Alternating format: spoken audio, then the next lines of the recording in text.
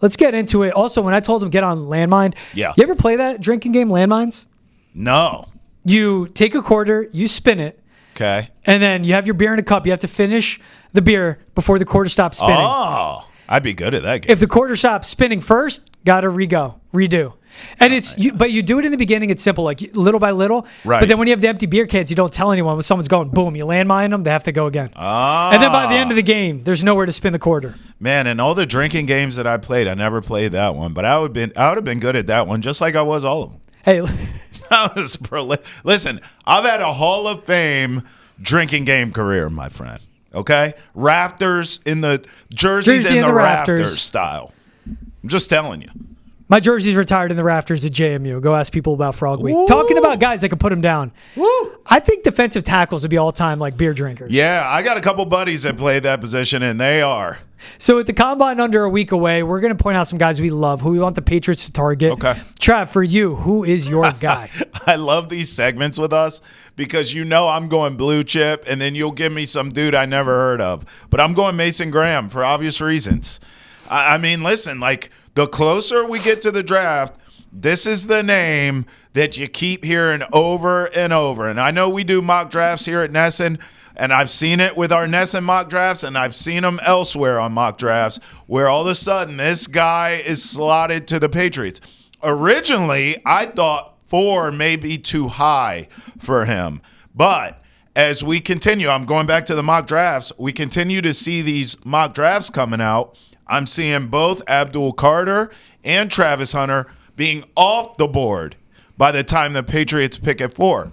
That was not the case originally. When once college football season was over and we really started breaking this stuff down, originally we thought, okay, the Pats will take whoever's there, whether it's Hunter or Abdul Carter. Now, The closer we get to this thing, you're seeing both of those guys being off the board. So if that's the case, this dude makes the most sense for the Patriots at 4.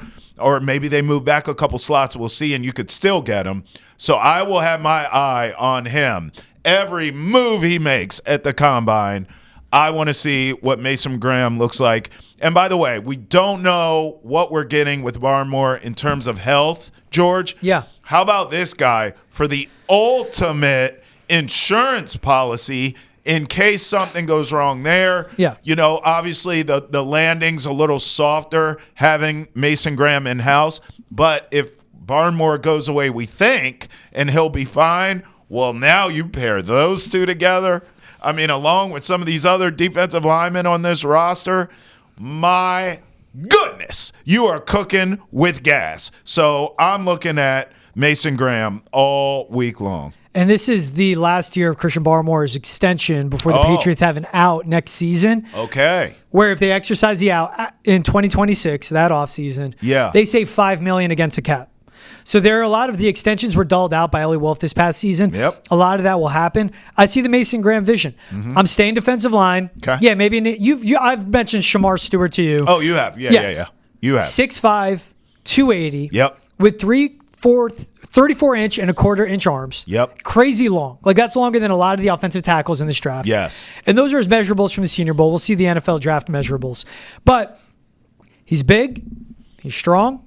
He's fast. And he was built in a lab for edge rushers. The one thing, 3 years at Texas A&M, 4.5 sacks. Mm-hmm. That's where I get lost a little bit. And this is a guy where I'm watching. Not that I love, I'm watching. And I want to see what comes out from the Combine.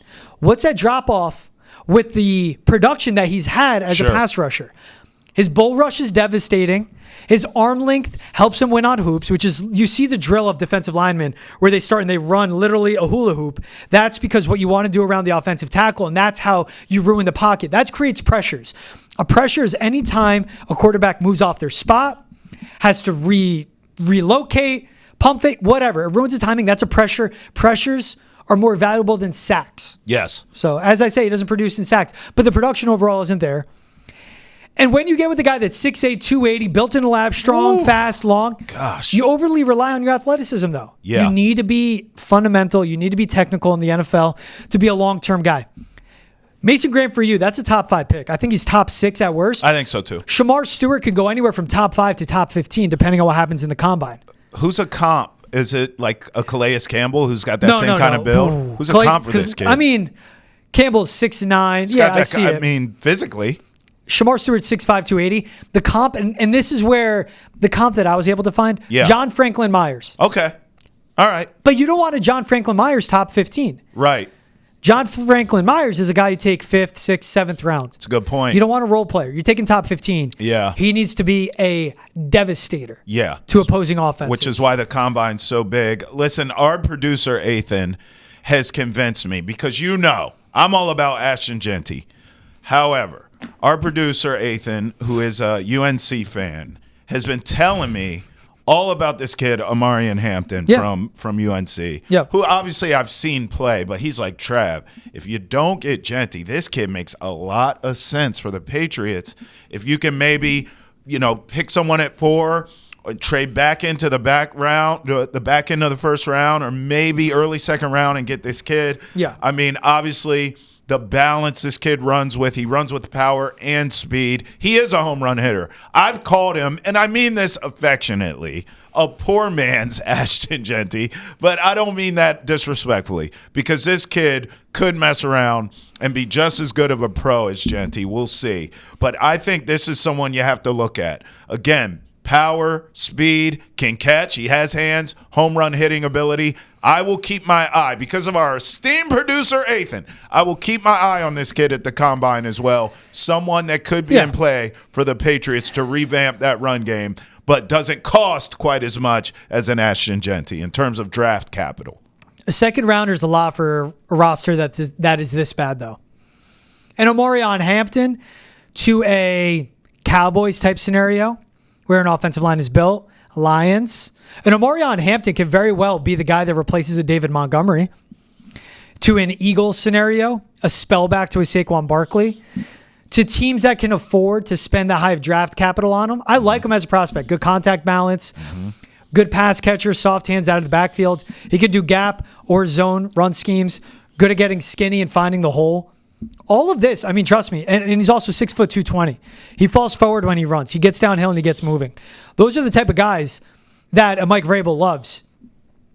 If they take, I'll tell you this, if the Patriots end up with Omarion Hampton, you know what that tells me? They had a fantastic free agency run. Great. They had a fantastic lead up to the draft. Awesome. Where they're trading for an elite receiver. They're signing the offensive tackles they need to. Yeah. And they can afford to use a second round pick on Omarion Hampton when they need depth in an offensive and defensive line. And there are a lot of talented guys with higher ceilings as a pro at edge or D-line. But I like the Omarion Hampton push right there. So we both gave a guy we're going to be watching. Who are some guys that you love? You mentioned Omarion Hampton. What about the guys you love? I'll give you 3. Let's go 1 for 1 here a little bit. I'll give you 3 who I love. And I'll just go in order of who I love the most. It's Abdul Carter. Yeah. You know it. I know it. Patriots fans know it. I mean, this guy, I've seen a ton now. I'm curious to get your thoughts on this.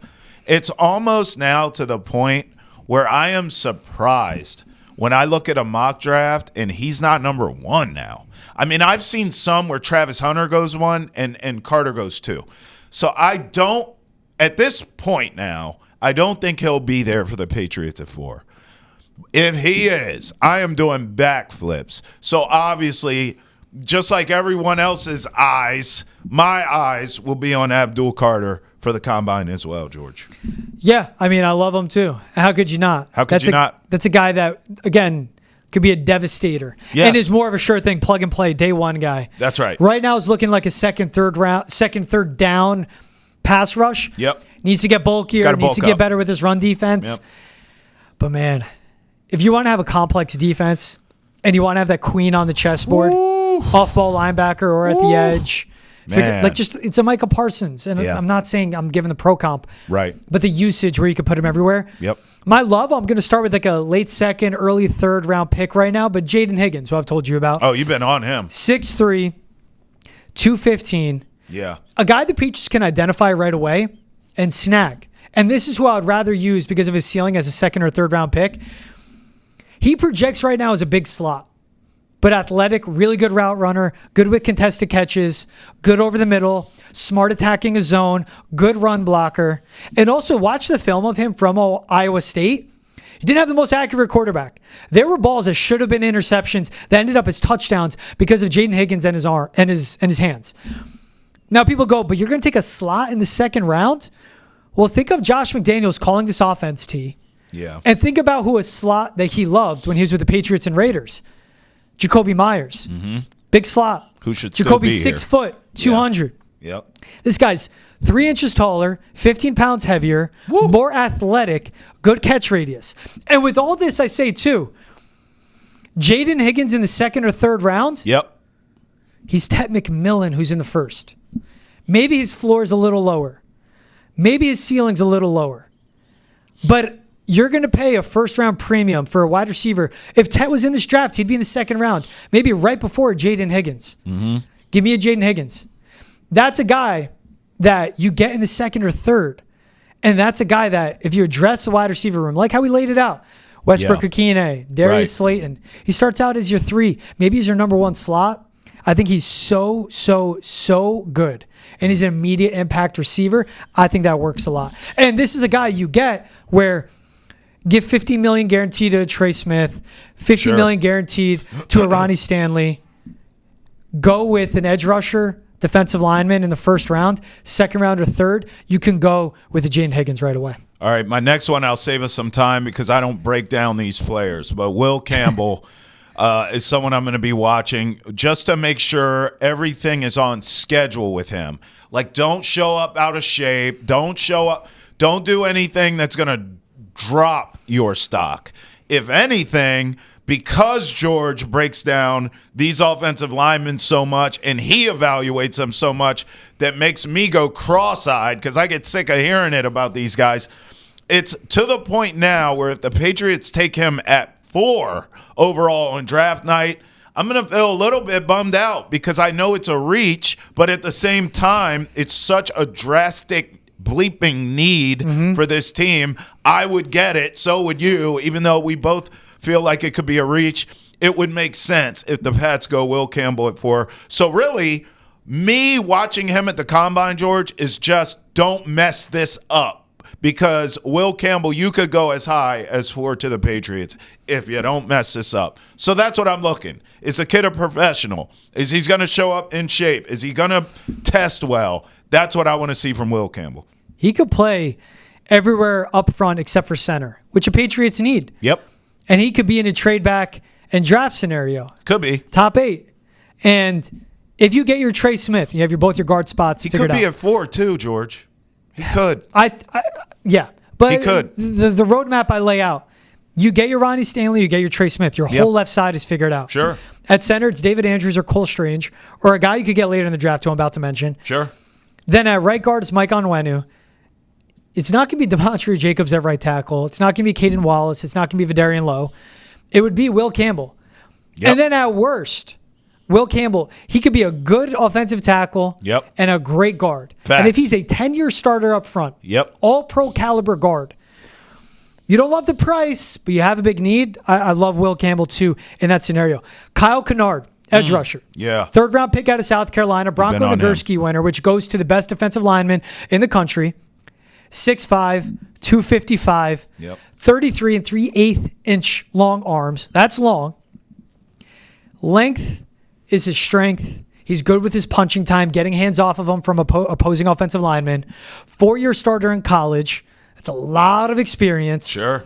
Explosive, first step and through the hoop, and disrupts pockets. And is ideal with his frame, 6'5", 255. He could be more of a 2-point stance and hand in the dirt. Right. He's not an over-the-tackle guy. He's outside of the offensive tackle type of guy. Right. Terrell Williams loves those guys. Pro comp for you is Zadarius Smith. Okay. Who Mike Vrabel coached in Cleveland. Yeah. And then the Lions traded for. That's right. And Terrell Williams, as a defensive line coach, now the DC of the Patriots, used him as a guy to help out with Aiden Hutchinson going down. Yeah. And you get that in the 3rd round. Wow. Mason Graham in the 1st. Yeah. Cool. All right, that's your other B-gap defensive lineman. He's going to go 4 down. Keon White can still be outside. Right. And then this guy, Kyle Kennard, in the 3rd or 4th. I see the vision. Yep. I see the vision. Who's your last? Last one, I am hammering this. Ashton Genty. Yeah, I knew it. Listen, I'm going to tell you how bad I'm hammering this. And you know because you tuned in. Thank you. Over the weekend on WEEI, Gotcha. I'm doing my radio show, and I'm trying to rally people for Ashton Genty, and no one was having it. No one was having my Ashton Genty talk, but I will not stop. I am relentless, and the great Matt Miller agrees with me, and that's all I need. Ashton Genty is someone that could come in here tomorrow and change the run game. You can't get a number one wide receiver this offseason. You know why? There's none available. Okay, you want to give up the farm to maybe go get DK Metcalf? Good luck with that. Just change direction. You're not going to get a number one wide receiver this offseason. Kick that can down the road. Get this Ashton Genty kid in here. Fix your offensive line, and then watch how dynamic your offense becomes. And then later, you can worry about wide receiver. This is a guy I'm watching at the Combine. This is a guy I'm trying to rally people around here to want. Ashton Genty should be a Patriot, George. You're never going to stop. You're never going, and it's okay. I need rehab for him. He shouldn't be a Patriot because they don't have it up front for him. That can be had, though. That can be had. Now, again, that can be had. All this talk about Trey Smith. What stops the Bears from getting a Trey Smith? Fair. And so then you have Caleb Williams with Trey Smith. Yep. They need more of a tackle because they got to replace Braxton Jones. But you get me. Yeah. They signed a Trey Smith. What stops the Bears from taking Ashton Genty to put around a Caleb Williams, who has Roma Dunze, DJ Moore, tight ends, and Ben Johnson? San Fran, Dallas. Yeah. Those are the guys. My last one, I'm going Willie Lampkin. Okay. Sounds like I made up the name. 5'10", 270, small. 6th round pick out of UNC. He'd play center. 49 starts in college. Moves well laterally, which is more for a zone type run game. Okay. But great IQ, good eyes, identifies blitzes well and stunts, which this offensive line stunk with last year. Yeah. A guy I love because, again, that's a depth piece in the draft. He can play center and guard. Sure. 270 small, but the clip I can't get out of my head is Deion Walker, who's 6'6", 350. Willie Lampkin stopped him in his tracks. But is that more on Deion Walker, who had a huge letdown this past season, or is this more on Lampkin? I don't know. 6th round pick. I'll love a guy in the 6th round that can be a project. So that's the way I look at it.